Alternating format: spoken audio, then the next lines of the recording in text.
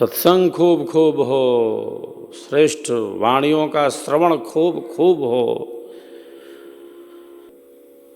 जिससे हमारा यह पथ गतिमान रहे, निरंतर गतिमान रहे। जो कुछ भी जीवन में ऐसा है जो हमारे लिए उपयोगी नहीं है, स्वरवेद उससे हमारी रक्षा करता है। सदगुरु की हमारी रक्षा कवच बन जाती है। जो हमारे लिए उपयोगी है वह मिले, जो नहीं तो नहीं। जो श्रेष्ठ है, जो कल्याणकारी है, उस पथ पर हम गतिमान रहें, जागते रहें और लक्ष्य के साथ चलते रहें। इसीलिए स्वर वेद है, सदगुरु का महाशास्त्र है, सिद्धांत है। शास्त्र ही नहीं, शस्त्र भी है ये। अविद्या को काटने के लिए, बंधन को काटने के लिए, अज्ञानता के समन के लिए, मोह की निवृत्ति के लिए ये शस्त्र भी है। शस्त्र मोह शस्त्र है। केवल शास्त्र है क्या, शस्त्र भी है, ये अस्त्र भी है, ये मंत्र भी है, श्लोक भी है, जीवन का मंत्र है। अनेकानेक साधकों ने इसका व्यवहारिक प्रत्यक्ष अनुभव प्राप्त किया है। जो डूबा है वो जानता है। इन स्वरों से उनकी चेतना का सहज विकास हुआ है। कौन सी वाणी, कौन सा शब्द किसके जीवन का मंत्र बन जाए, अद्भुत खेल है इसका। साधक गुनगुनाते हैं, केवल बाहर से नहीं, भीतर से। आत्मा को जो छूता है वही तो सद्गुरु देव का स्वर वेद कहलाता है, जिसकी पहुंच आत्मा तक है। जो सुप्त चेतना को जगाता है, सोई हुई शक्ति को जगाता है। सो न जाए, भटक न जाए, लक्ष्य से दूर ना हो जाए, लक्ष्य के साथ गतिमान रहे, सिद्धांत के साथ गतिमान रहे। दे दिया कृपा करके, महापुरुष ऐसे ही कृपा करते हैं। कृपा करने के लिए ही संसार में प्रकट होते हैं। कल्याण का मार्ग और कोई नहीं, महापुरुषों के पद चिन्हों को ढूंढना। स्वरवेद के स्वर में, शब्द शब्द में जैसे मानो चमत्कार भरा पड़ा है, अंतःकरण की शुद्धि का है। यह पथ आध्यात्मिक है, आत्मिक है यह पथ, और लक्ष्य की सिद्धि का यह पथ है। तो साधक इसका अनुभव करते हैं। हरा पेड़ जानता है सावन क्या है, सावन की रिमझिम फुहार क्या है। तो इन वाणियों में, इन स्वरों में, इन शब्दों में असीम शक्ति है। शब्द शब्द अद्भुत हैं। ये हमारे कल्याण के लिए सहज रूप से प्राप्त है। हमें अपनी चेतना का विकास करना है। शुभ संस्कार उदित होते अशुभ संस्कार नष्ट होने लगते हैं। विवेक जागृत होता है, वाणी की शुद्धि होती है। ये तप का अभ्यास है, तप है। ये संकल्प शक्ति का विकास है, ये इच्छा शक्ति का विकास है। ये संकल्पों की पुनरावृत्ति है, दृढ़ संकल्पों की पुनरावृत्ति है। इस संकल्प में स्थिरता है। ये साधना में स्थित करने वाला है। ये सद्गुरु का महाप्रसाद है, जो बड़ी कृपा से मिला है। साधकों के लिए अविच्छिन्न पीयूष धारा, अमृत की अविच्छिन्न पीयूष धारा है। साधकों के लिए है, जो जीवन को समझना चाहते हैं उनके लिए है, जो सत्य का अनुभव करना चाहते हैं उनके लिए है। जो समाधि में स्थित होना चाहते हैं उनके लिए, जो अमृत में गोता लगाना चाहते हैं उनके लिए, धर्म से लेकर मोक्ष की सिद्धि वाला यह महाग्रंथ, महाशास्त्र, अस्त्र शस्त्र है, यह जो रक्षक है। विचारों की शुद्धि के लिए, अंतःकरण की शुद्धि के लिए, भावों की शुद्धि के लिए, वाणी की शुद्धि के लिए, प्रेम, शांति, साहचर्य और सहयोग के विकास के लिए वेद का स्वर सर जैसे मानो हमें प्रेम और सद्भावना में स्थित कर रहा है, हमें सद्गुरुदेव के ज्ञान और विज्ञान में ही स्थित कर रहा है। गोताखोर होना चाहिए, समुद्र है स्वरवेद, रत्न भरे पड़े हैं, निकालने वाला होना चाहिए, और निकालता है गोताखोर जब डुबकी लगाता है। अंतःकरण की शुद्धि का यह पथ है। लाखों हृदयों को स्पर्श किया है सद्गुरुदेव के स्वर वेद ने, जन जन तक, मन मन तक, घर घर तक इसका प्रकाश प्रकाशित हो। ये हम सबका परम धर्म, परम कर्तव्य, परम दायित्व है। दिए से दिया जलाएं, दिए से दिया जलाएं, चलो दीप वहां जलाएं जहां अब भी अंधेरा है। सुसिद्धांत का प्रचार ही प्रचार है। स्वरवेद को जन जन तक पहुंचाना, सिद्धांत को जन जन तक पहुंचाना, स्वरवेद महामंदिर के संकल्प को गतिमान रखना ही शिष्य का परम धर्म है, स्वधर्म है। स्वधर्मे निधनम श्रेयः परधर्मो भयावह। स्वधर्म है ये, स्वरवेद हमारा स्वधर्म है, स्वरवेद महामंदिर हमारा स्वधर्म है। सद्गुरुदेव को समाधि में अनुभव हुआ, उस अनुभव को जन जन तक पहुंचाने का संकल्प लिया है। इतना अनुभव भरा है विहंगम योग में, इतना ज्ञान विज्ञान अनुभव पूर्ण है यह सिद्धांत है यह, क्योंकि इसे साधना की गहराई में जाना गया है। साधना की अतल गहराई में पहुंचकर अध्यात्म के सर्वोच्च शिखर को प्राप्त किया है। इस ज्ञान का आधार आत्मिक है। अद्भुत खेल है, लिखा लिखी की है नहीं, देखा देखी बात। दुल्हा दुल्हन मिल गए, फीकी पड़ी बारात, फीकी पड़ी बारात।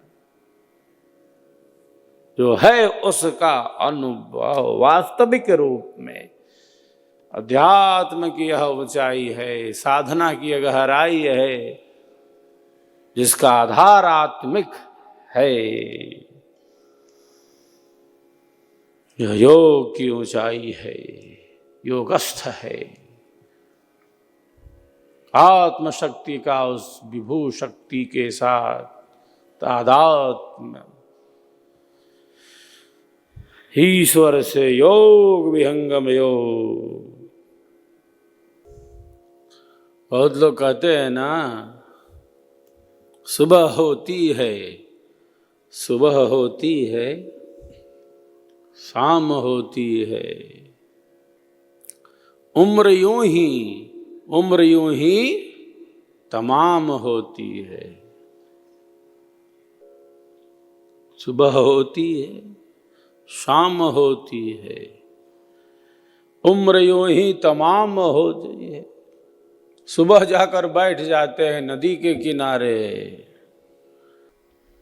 नदी पार नहीं कर रहे। गांव वाले पूछते हैं, महात्मन आप सुबह से बैठे हैं, आप नदी पार नहीं कर रहे, सुबह से शाम हो गए, आप बैठे के बैठे हैं।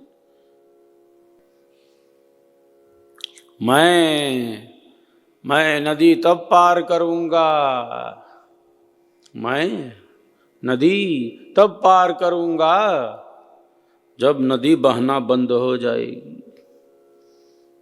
जब नदी रुक जाएगी तब मैं नदी पार करूंगा। महात्मन, ये नदी तो रुकने वाली नहीं है, ये तो बहती ही जाती है, बहती ही रहती है। हम तो इसी में पार हो जाते हैं, तो बहती ही रहती है। ये कहाँ रुकने वाली है महात्मन, ये तो चलती ही जाती है, ये तो बहती ही रहती है महात्मन। ये नदी कहाँ रुकने वाली है? और आप कहते हैं कि जब नदी रुक जाएगी, जब जल का प्रवाह बंद हो जाएगा, तब मैं नदी पार करूंगा। तब वो नदी कहीं जाएगी? नदी कैसी जिसमें जल ही ना हो, वो नदी कहीं जाएगी क्या? वो शरीर कहा जाएगा जिसमें आत्मा ना हो, प्राण ना हो। मनुष्य कहा जाएगा जिसमें विवेक शक्ति ना हो, ज्ञान शक्ति ना हो, मानवता के लक्षण ना हो, मानवीय बुद्धि ना हो, लक्ष्य का निर्धारण ना हो, संकल्प शक्ति का विकास ना हो, प्रकाश के पथ पर चलने की प्रेरणा ना हो। महात्मन कहते हैं कि आप तो कहते हैं कि नदी रुकने वाली नहीं है, इसी में चलकर पार होना होगा, ये धारा रुकने वाली नहीं है। मैं भी यही कहता हूं, मैं भी यही कहता हूं, ये संसार कब रुकने वाला है? ये तो सागर है, भाव सागर है। ये कोई छोटी मोटी नदी है क्या? संसार कब रुकने वाला है? जो चलता जा रहा है और चलता जाएगा, चल ही रहा है। आज ये है, कल वो है, परसों ऐसा है। संसार के भोग शांत होते हैं क्या? कामनाओं का ऐसा ये मकड़ जाल है, इससे निवृत्ति होती है क्या? ये धारा रुकती है क्या? ये प्रवाह बंद होता है क्या? महात्मन कहते हैं मैं भी तो यही कहता हूं, इसी में जाना पड़ेगा तैर के। ये तो बहती जाएगी और ये बहती रहेगी। अभी तो ऐसा है, अभी तो बड़ा गड़बड़ चल रहा है, अभी ऐसा है, अभी वैसा है, अभी देखेंगे, बाद में देखा जाएगा, ये कर लूं, अभी वो कर लूं। ये कामना पूरी नहीं हो तो 17 कामना, ये कामना पूरी हो जाए, वो हो जाए। वो कामना धर्म युक्त है या नहीं है, बहुत बार इसका भी चिंतन नहीं होता। वो आत्म कल्याण के लिए आवश्यक है या नहीं है, इसका भी मामला पता नहीं। वो कामना है तो है, मन में कामनाएं हैं। धारा ये नदी बह रही है, नदी में लकड़ी का टुकड़ा भी बह रहा है, बहता जा रहा है। रे भैया, टुकड़ा कहाँ जाई, कहाँ रुकी? बहता जा रहा है और बहता जा रहा है। मैं, तू, यह वह, मेरा तुम्हारा, मकान दुकान, संसार के संबंध, संसार के भोग, संसार के पदार्थ, ऐसा हो जाएगा तो और अच्छा।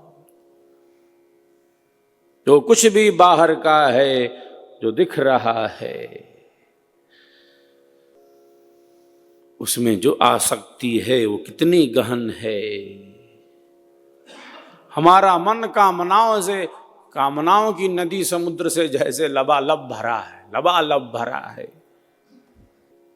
और आज से भरा है, आज से भरा है, आज ही भरा है। पहले खाली था क्या? पहले नहीं था क्या? सब चला रहा है। ये नदी बहती जा रही है तो हम भी बहे जा रहे हैं। इसमें क्या, नदी में नहाना है, बह के चले जाना है क्या? कहां से कहां पहुंच जाएंगे? रहना है, डूबना है क्या? नदी में नहाना है, बहुत अच्छा है। संसार में रहना है, मानव शरीर मिला है, बहुत अच्छा है, श्रेष्ठ है। मनुष्य से श्रेष्ठ कुछ भी नहीं, नहीं मानुषा श्रेष्ठतरम में किंचित। लेकिन डूब मरना संसार में, घर में, परिवार में, शरीर में, संसार में, मैं तू मेरा तेरा, मर जाना अच्छा है। क्या मिल गया शरीर तो। गंगा में नहाना अच्छा है तो डूब मरो इसी में, अच्छा है तो। नहाना अच्छा है, डूबकर मरना अच्छा है।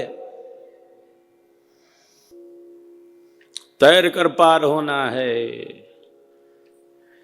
धारा चल रही है, प्रवाह चल रहा है, बहता जा रहा है। भोगों को हमने क्या भोगा, भोग ही हमको भोग गए।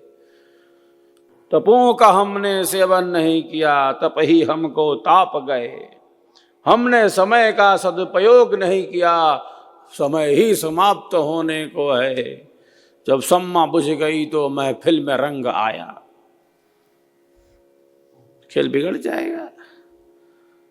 बुझने के बाद भी रंग नहीं आता, अब वो बाकी वैसा वैसा करता है। पता नहीं क्या क्या इतनी कामनाएं बड़ी। मृत्यु सैया पर पड़ा व्यक्ति भी, मृत्यु सैया पर पड़ा व्यक्ति भी मन में खुराफात चलाता रहता है। एक पांव कब्र में है लेकिन खोपड़ी उसका बड़ा विचित्र है। लक्ष्य कहाँ है, कहीं जाना है, कुछ पता नहीं कहां से है, बस चल रहा है। समय का सदुपयोग नहीं किया, समय ही समाप्त होने को है। फिर भी महफिल में रंग नहीं आ रहा है, सम्मा बुझने वाली है फिर भी। अरे कहते हैं सम्मा बुझ गई तो महफिल में रंग आया, में रंग नहीं ख्यावा। कामनाएं इतनी भरी पड़ी है, मन में इतनी परतें भरी पड़ी हैं, इच्छाएं, कामनाएं, वासनाएं इतनी भरी पड़ी हैं, अंदर तक भरी पड़ी है। पार होना होगा। महात्मन कहते हैं ना, नदी तो बहती जा रही है और इसी नदी में पार होना है। संसार रुकने वाला नहीं। ये काम हो जाए तब करूंगा, अभी साधना अभी रही, बाद में ये काम मेरा हो जाए तब मैं ऐसा करूंगा। मुहूर्त निकालना है क्या, डेट देना है क्या, टाइम बताना है क्या? प्रतिपल हर पल हर क्षण जीना इसमें। सत्संग में जीवन, सत्संग ही पुष्प वाटिका है। वो ऐसा दम ज्ञान में स्थित रखता है। उस ऐसी फूलों की वाटिका है। गुलाब का फूल जहाँ है गोबर में रख दीजिए, चीनी का बोरा में रख दीजिए, गुलाब गुलाब है, सुगंधी देगा। जो सत्संग से सुवासित है वो सदा महकता है, सदा प्रकाशित है, आनंद के पथ पर है। जीवन में यह विवेक, यह दृष्टि, हर क्षण हर पल यह श्रेष्ठ स्थिति हो अंतःकरण की, तभी जीवन अध्यात्म के पथ में गतिमान होता है। नहीं तो बीत रहा है और बीत जाएगा। कितना बीत चुका है। और ईश्वर ने प्रसाद दिया है, इतनी कृपा करके प्रसाद दिया है। क्यों दिया है? ऐसे ही ईश्वर के प्रसाद को यूं ही गंवा देंगे, यूं ही तो नहीं मिल गया और यूं ही नहीं गंवा सकते।